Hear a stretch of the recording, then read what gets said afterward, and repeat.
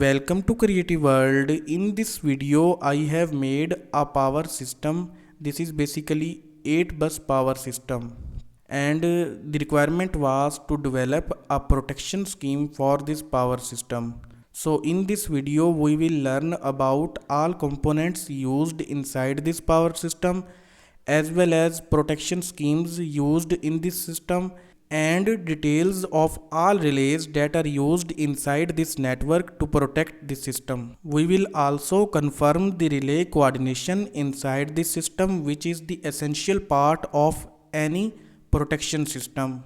So we will start from here. This is a power grid, and the maximum short circuit MVA capacity of this power grid is 2000 MVA. Whenever we will be performing short circuit analysis or relay coordination, in that time the current contribution through this grid will be depending upon the short circuit MVA through this grid. Right now it is rated at 2000 MVA. So it means whenever any short circuit will occur inside the network, depending upon the fault resistance, this grid will maximum contribute up to 2000 MVA to that fault. This grid is connected to this bus 1, which is rated at 115 kV through a high voltage circuit breaker CB3. This circuit breaker CB3 is used to isolate this grid from bus 1 in case of fault. And this circuit breaker is being controlled through these two relays. One is overcurrent relay and other one is 27/59 relay. 27 mean under voltage relay and 59 mean over voltage relay. These two relays are installed on bus 1 in order to monitor the current as well as voltage of bus 1. Overcurrent relay is connected through a CT in this network, and this CT is installed between grid and bus 1 to observe the current fed through grid. Similarly, this under voltage and over voltage relay is connected to this bus 1 through a PT. Here I am assuming you are familiar with CT and PT. The full form of CT is current transformer and PT is potential transformer.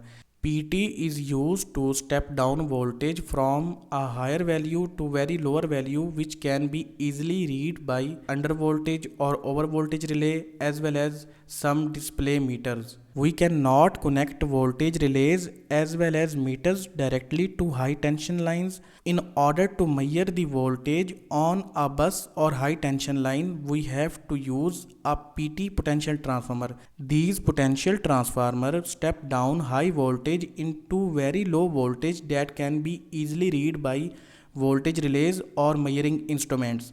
Same case is deployed on CTs. CT convert high current into very low current that can be read by any overcurrent relay as well as measuring instruments. Now we will move further. Here again a high voltage circuit breaker is used, CB4. After that CT is deployed and then a transformer rated at 10 MVA is installed. After transformer another circuit breaker is used, and after this circuit breaker a lump load is connected to the system through this bus 2. Now you may see that here another type of relay is used for the protection of this transformer. And you may also be thinking that why we have used here two CTs across this transformer. So if you remember, we have studied in our power system protection books, there is a type of protection which is used with transformers. That type of protection is known as differential protection. So here we have deployed differential protection for this transformer, in which we require two currents. One is primary current and second one is secondary current. And the difference between these two currents is monitored through this 87 relay that is known as differential relay. If the difference is higher than a set value, then this relay will initiate a tripping signal to its respective breakers across this transformer.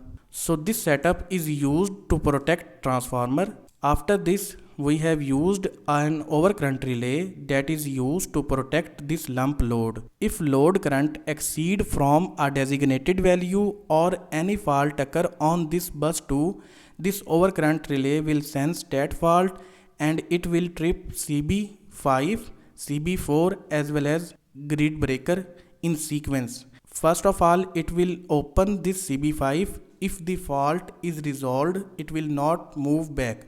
But if CB5 is not operated or fault still exists, then it will open CB4, and similarly, if the same case is happened, then it will move towards CB3.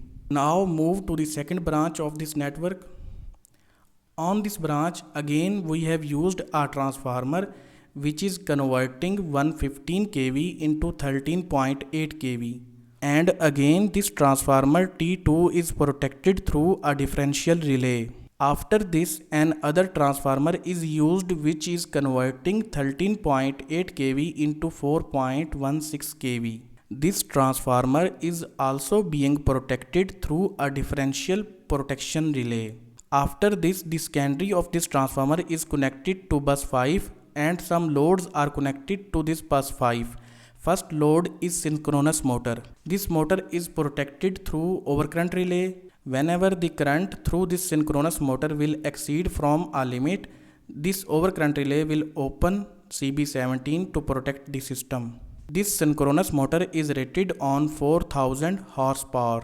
This cable 1 is connecting bus 5 with bus 8, and on this bus 8 two loads are connected. One is static load of 2 MVA and other one is induction motor load of 2000 horsepower. Both of these loads are being protected through two overcurrent relays. These overcurrent relays will initiate signals to their respective circuit breakers in case of fault. Now there is a coupling breaker which is also known as bus tie breaker or bus coupler CB1, which is used to couple these two buses together. If this circuit breaker will be on, these two buses will be connected together, and if this circuit breaker is off, these two buses will be disconnected from each other. Now we will see the right side of the network.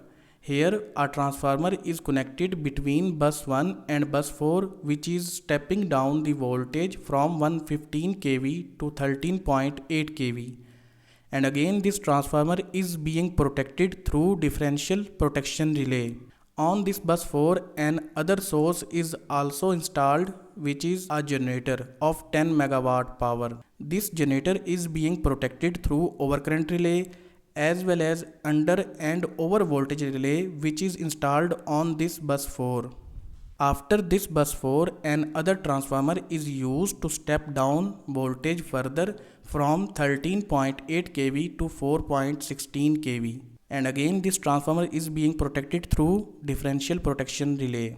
On this bus 6, a motor load is connected of 2000 horsepower, which is being protected through overcurrent relay. This overcurrent relay will initiate a tripping signal to CB14 in case of any fault occur on this motor 5 load.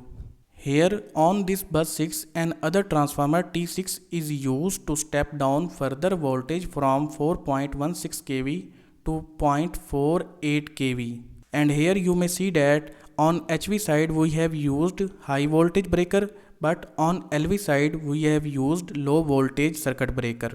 Again this transformer is being protected through differential 87 protection relay. Now this low voltage circuit breaker is connected to bus 7, which is rated on 480 volt. On this bus 7, 4 loads are connected. Out of these 4 loads, 3 loads are motor loads, and these are being protected through individual overcurrent relays, but the 4th load is being protected through fuse. Now let's see the simulation of this network. First of all, we will perform PQ analysis of this network. So here is the PQ analysis of this network. All numeric values in red color is showing the power flows of P and Q in this network.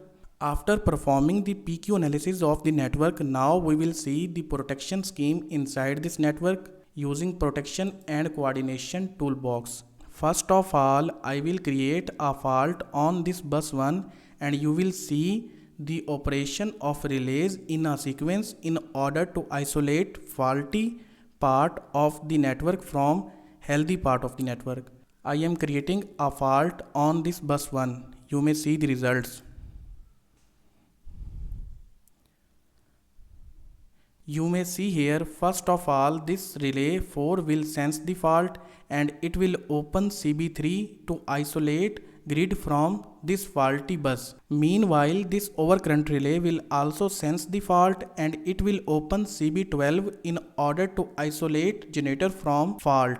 Now we will move further. We will create a fault inside this transformer in order to validate differential protection scheme. You may see here, whenever I have created the fault on this transformer, first of all these two breakers are opened in order to isolate this faulty transformer part from the rest of the circuit. And you may also see the protection coordination between relays. First of all, these two breakers are isolated the faulty section from healthy network. And if in any case these two breakers is not operated, in that case these two breakers CB12 and CB3 will operate to provide backup protection.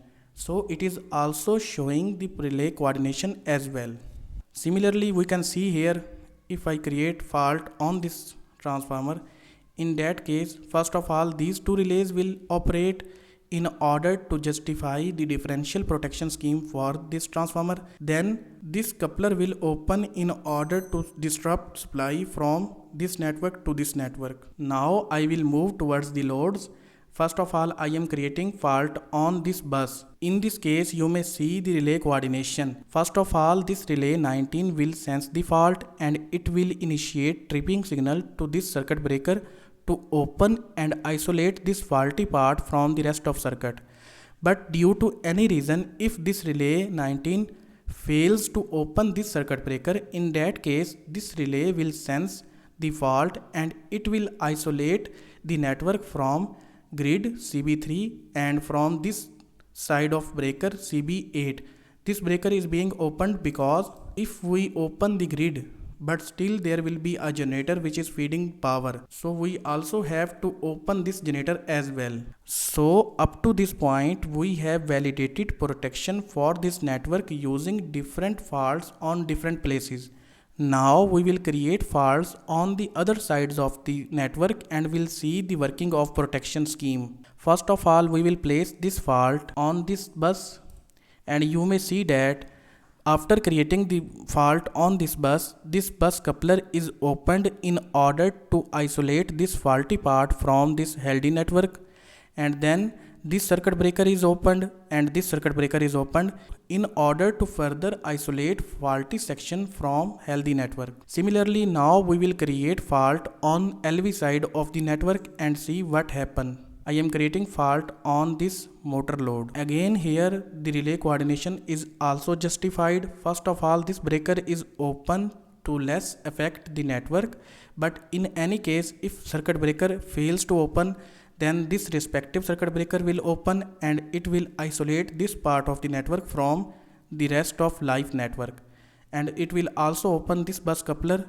for further isolation. Now we will create the last fault on this static load to see what happens whenever a fault is created on this load. First of all, this fuse will be open to isolate this load from the rest of live circuit. But if it fails, then in that case these two breakers will provide backup protection to this part of the network.